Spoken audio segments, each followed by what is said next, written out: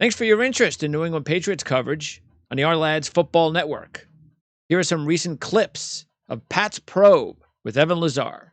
But the Patriots really, with Belichick, were built in mind in their secondary for the Chiefs. They built the secondary with Gilmore, with McCourty, with J.C. Jackson, with John Jones in the slot, who's a 4-2, 4-3 guy to keep up with Hill and Hardman. This defense was built to be able to play man-to-man, tight man-to-man coverage, blitz Patrick Mahomes with a man coverage behind it, and still be able to hold up against the Hills and the Kelseys and everybody else.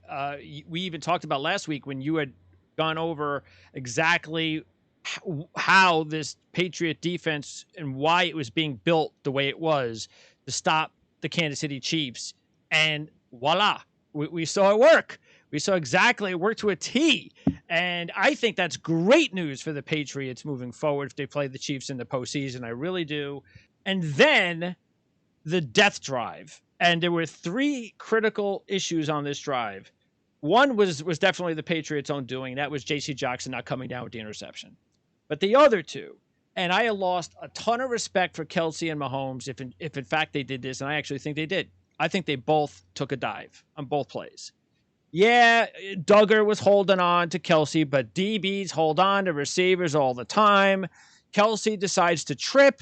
We're going to throw a flag. Then, the worst of all, and I don't want to hear anything about it, Mahomes took a dive. Everybody knows Mahomes took a dive.